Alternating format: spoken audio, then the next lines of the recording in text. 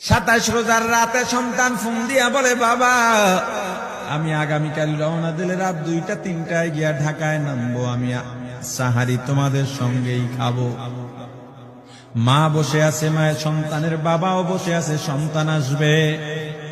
রাত্র 2টা-3টা হয়ে গেছে, সাহারির সময় হয়ে গেছে, সন্তানের খবর নাই। শেষ টাইমে মা বাবা সাহারি খেয়ে ফজরের নামাজ পড়ে দরজার মধ্যে অপেক্ষা করতেছে, সন্তানের খবর নাই। 8টা, 9টা, 10টা বেজে গেছে, মায়ের মনটা আর ভালো লাগে না। স্বামীকে ডেকে বলে, স্বামীরে আমার সন্তান কই, আমার মনটা ভালো লাগে না, একটা ফোন লাগাও। স্বামী ডাক দিয়া বলে, চিন্তা করো না, ঈদের সময় যানজট থাকতে পারে, চলে আসবে। কিছুক্ষণ পর বাবার মনটাও ভালো লাগে না, বাইরে নেমে পায়চারি করতেছে। হঠাৎ করে একটা ফোন চলে আসছে। সন্তানের ফোন দেখে বাবার সে কি আনন্দ। ফোন রিসিভ করে যখনই সালাম দিল, অপর প্রান্ত থেকে সালামের উত্তরে সন্তানের কণ্ঠ পাওয়া যায় না। বাবা ডেকে বললেন, বাবা তুমি কে? এটা তো আমার সন্তানের কণ্ঠ নয়, তবে মোবাইলটা আমার সন্তানের। ওপার থেকে ডাক দেয়া বলে, আপনি কি এই লোকেই মোবাইলওয়ালার বাবা? বলে, হ্যাঁ।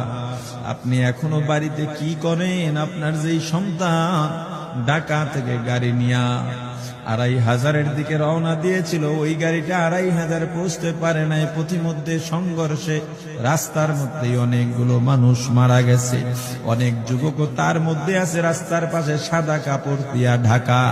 দেখেন আপনার সন্তান এই লাশের মধ্যে আছে কিনা। মোবাইলটা আমি রাস্তার পাশে পড়ে পাইলাম। বাবা পাগলের মতো একটা দৌড় দিছে। মা মনে করছে সন্তান বুঝি কাছাকাছি চলে আসছে।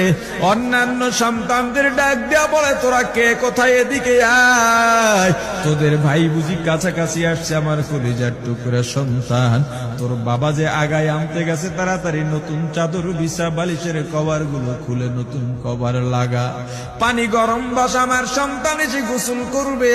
আহারে সবাই ফুলের মালা, ফুলের তোড়া নিয়ে অপেক্ষা করতেছে। 4টা বছর কলিজার টুকরা বাড়িতে নাই, বিদেশ থেকে আসবে। বাবা স্পটে গিয়া দেখেন অনেকগুলো লাশ সাদা কাপড় দিয়া ঢাকা। একটা একটা মাথার উপর থেকে কাপড় উঠান আর কৌতূহল বাড়তেছে, কাপড় উঠান আর কৌতূহল বাড়ে। হঠাৎ তাকায় দেখে কলিজার টুকরা সন্তান লাশের মিছিলে শামিল হয়ে গেছে।